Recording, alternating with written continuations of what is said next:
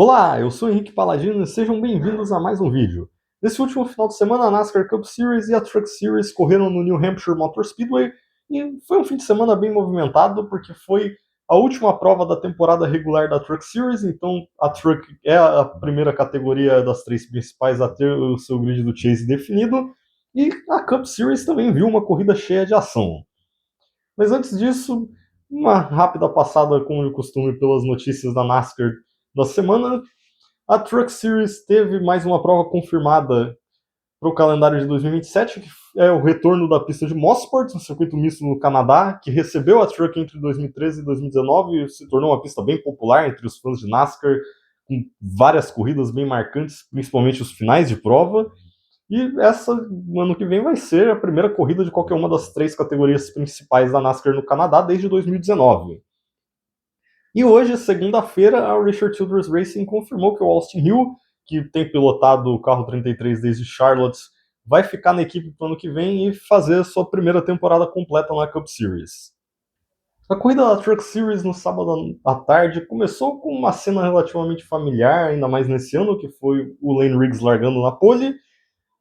E por mais que o Conor Zilisch tenha ameaçado ele em alguns momentos da prova e até vencido o primeiro segmento, isso acabou não mudando tanto durante a prova. O Riggs acabou eventualmente vencendo o segundo segmento e a corrida, fechando a temporada regular com chave de ouro, mais uma vitória e garantindo a primeira colocação na tabela entrando no Chase. Mas falando no Chase, a briga pela última vaga foi justamente o principal destaque da corrida do sábado. O Tyler Ankrum chegou em New Hampshire com a 10ª posição no campeonato, 20 pontos à frente do Stuart Friesen, e com o Jake Garcia também ainda tendo uma pequena chance de classificação. O Ankrum não teve uma grande corrida, andou fora do top 10 durante quase toda a prova, e só chegou a aparecer mesmo lá na frente quando, em uma bandeira amarela no final da corrida, quase todo mundo entrou no box e ele foi um dos únicos pilotos que ficaram na pista. O que também não adiantou tanto, porque ele acabou perdendo várias posições depois e terminou na 15ª posição, mas a vantagem que ele construiu, muito por conta do acidente do Friesen na semana passada em Richmond, que deixou ele numa situação em que ele dificilmente se classificaria sem vitória, acabou sendo bem importante, porque o Friesen terminou na 4ª posição e esse resultado não foi suficiente para ele ultrapassar o Ankrum na tabela.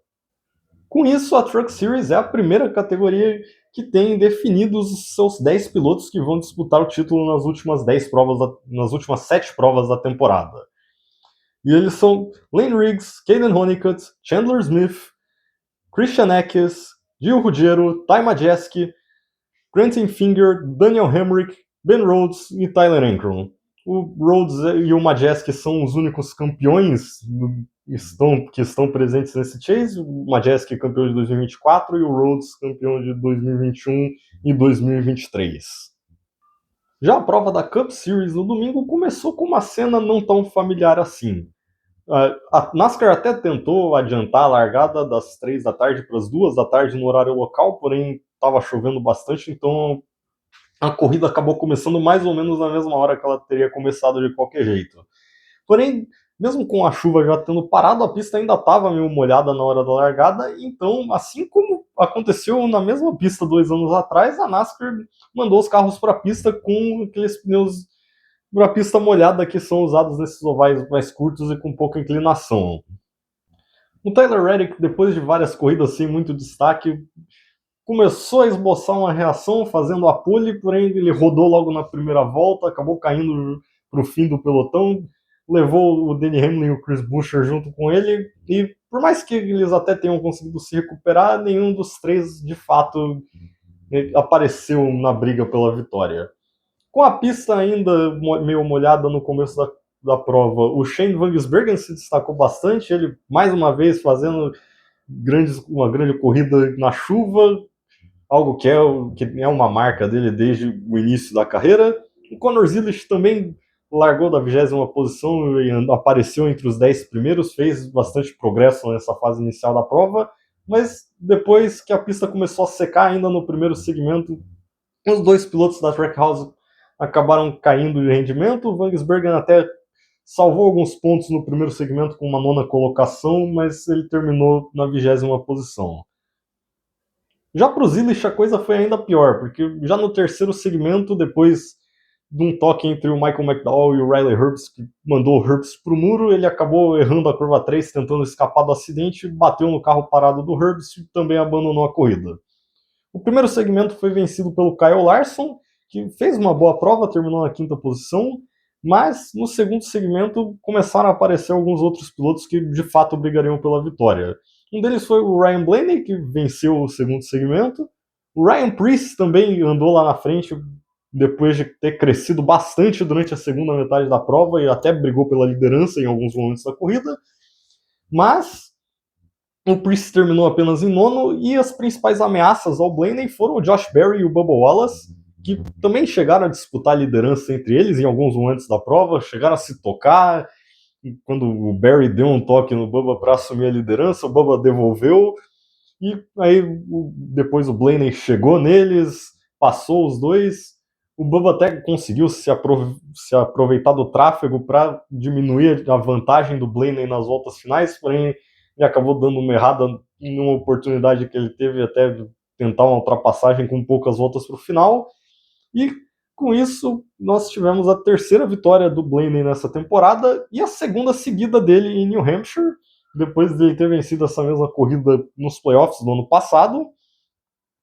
E, bom, esse resultado praticamente confirma que o Blaney termina a temporada regular em segundo, já que ele não consegue alcançar o Denny Hamlin em Daytona, mas ele tem uma certa vantagem para o Ty Gibbs, que é o terceiro no campeonato. Apesar da vitória ter escapado, ainda foi uma boa corrida para o Berry, que terminou na terceira posição. O terceiro top 10 seguido dele e o segundo top 5 nas últimas 3 corridas, que foram todas em pistas curtas, que é um tipo de pista que foi onde ele basicamente construiu sua carreira antes da NASCAR, e então não é de se surpreender que ele ande muito bem nessas pistas. E é um resultado importante porque ele vai ser substituído pelo Jesse Love na Wood Brothers ano que vem, e por enquanto ele continua sem vaga. Uma das portas que poderiam estar abertas para ele, que era a Childress, se fechou hoje com a renovação do Rio, então o Berry ainda segue na busca por um carro para o ano que vem. O Noah Gragson foi outro ponto positivo da corrida, conseguindo uma 10ª posição, que foi o segundo top 10 dele na temporada e o melhor resultado dele em 2026, que não foi em um Super Speedway. Agora falta apenas uma corrida para o fim da temporada regular da Cup Series, uma corrida que deve ser imprevisível, porque é uma corrida em Daytona, mas o Chase já está praticamente definido. O 16º colocado é o Shane Van Gisbergen, e ele tem uma vantagem relativamente confortável para a linha de corte. São 31 pontos para o Ryan Preece, que é o 17º, e o 18º, que é o Brad Keselowski, que está 66 pontos atrás dele, então a chance de classificação do Keselowski é bem remota. O Austin Cindric também ainda não está com a vaga garantida, mas ele está um pouco à frente do Van Gisbergen, então, a menos que aconteça um desastre, que não está totalmente fora de questão, porque pode muito bem acontecer em um Super Speedway, ele também deve se classificar. Daytona também vai receber a última etapa da temporada regular da O'Reilly Auto Parts Series, que vai ter os seus 12 pilotos que vão disputar o título definidos nesse fim de semana. E, novamente, as corridas vão acontecer em dias um pouco diferentes. Então, nós teremos no próximo final de semana a O'Reilly na sexta noite e a Cup no sábado à noite. Porém, é isso que nós temos para essa semana. Muito obrigado por assistir até aqui e até a próxima.